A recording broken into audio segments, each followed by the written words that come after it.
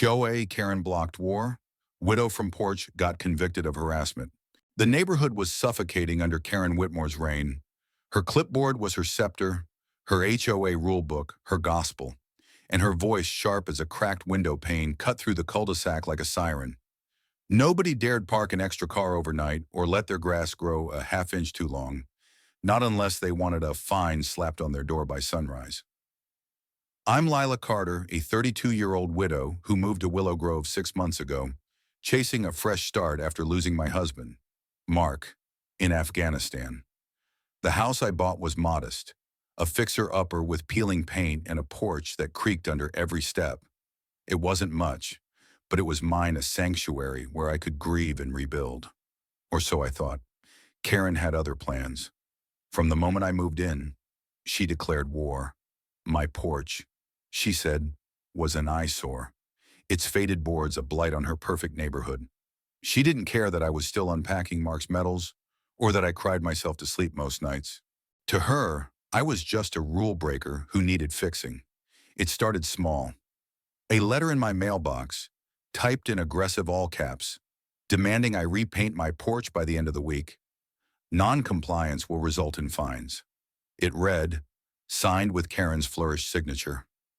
I ignored it, too drained to care about HOA politics. Big mistake. The next day, Karen was at my door, her blonde bob bouncing as she waved her rulebook. "This is a community, Lila," she snapped. "We have standards. Your porch is dragging us all down." I mumbled an apology, promised to get to it when I could afford the paint. She scoffed, muttering something about people who don't belong here, and stormed off. The letters kept coming, each more hostile than the last. Then came the fines, $50, $100, $200, stacking up faster than I could open the envelopes. I was a part-time librarian, barely scraping by. Every dollar went to bills or the mortgage. Painting a porch wasn't just low on my list, it was impossible. But Karen didn't care. She'd stand on her lawn across the street, binoculars in hand, watching my house like a hawk. Neighbors whispered that she'd once reported a kid for leaving a skateboard on a driveway. Nobody crossed her. One morning, I found a notice of violation taped to my door, accusing me of willful neglect and threatening legal action. My stomach churned. I'd been trying to plant roots, to feel Mark's presence in this new place, but Karen was uprooting me. I called a friend, Sarah, who lived a few streets over. She was the only one who'd warned me about Karen's crusade. "She's got nothing better to do," Sarah said, rolling her eyes. "Her husband left her years ago, and now she polices everyone else's life. Just ignore her." But ignoring Karen was like ignoring a hurricane. The tension simmered for weeks. I'd catch Karen glaring as I carried groceries. Her lips pursed like she'd tasted something sour. She started rallying neighbors, turning HOA meetings into tribunals where my porch was the star defendant. "It's a safety hazard," she'd claim, though the boards were sturdy enough. "It lowers property values." I wasn't invited to these meetings. But Sarah, bless her, snuck me the minutes. They read like a witch hunt, with Karen as the self-appointed inquisitor. Then came the twist I didn't see coming. One evening, as I sat on my porch sipping tea, a man approached gray-haired, wearing a faded veteran's cap. He introduced himself as Tom, a retired Marine who lived at the end of the block. "Heard about your troubles with Karen," he said, his voice gravelly but kind. "My boy served too. Lost him in Iraq."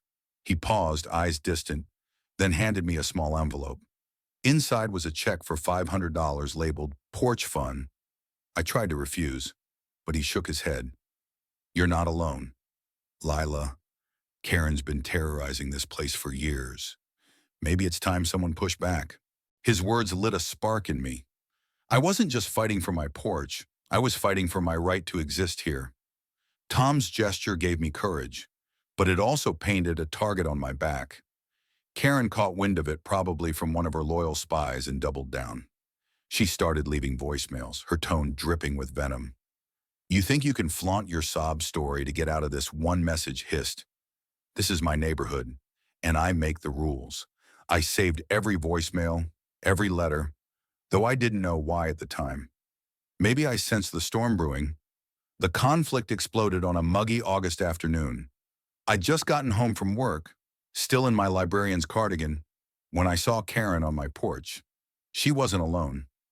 Two men in HOA-branded polo shirts stood behind her, and a pile of my belongings, Mark's flag, his old boots, a box of his letters was dumped on the lawn. Karen had chained my porch shut with a padlock, a neon condemned sign nailed to the railing.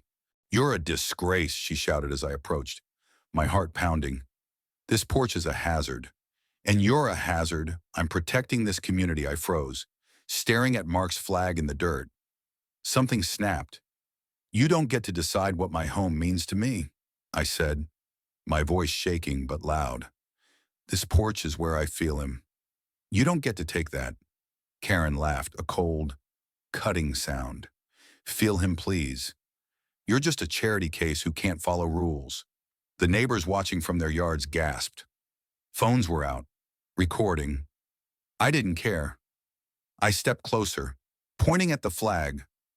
"That's my husband's. He died for this country. You don't get to touch it." Karen's face twisted. She grabbed the flag, holding it like a bargaining chip.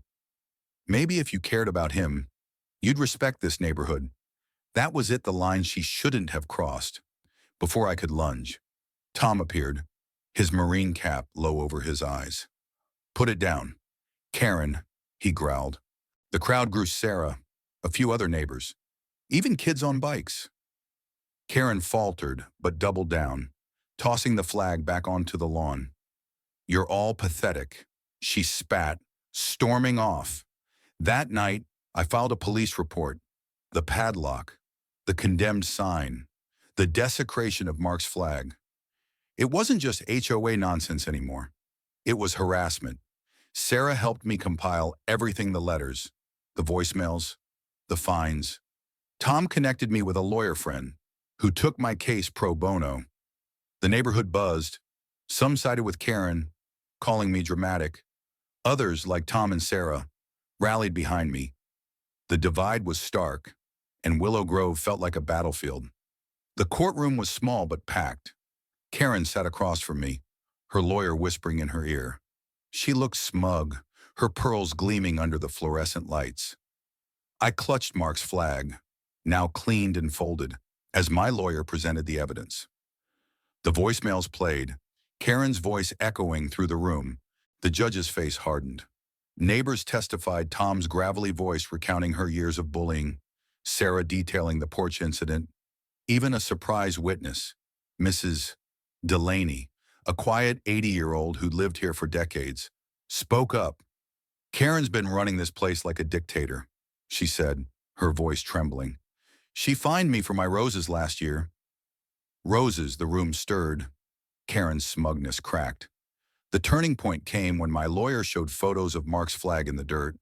The judge, a veteran himself, leaned forward. "Mrs. Whitmore," he said, "do you understand the weight of your actions?" Karen stammered, claiming she was upholding standards. The judge wasn't buying it. "You harassed a widow, desecrated a symbol of sacrifice, and abused your power. That's not leadership. That's cruelty." The gavel fell.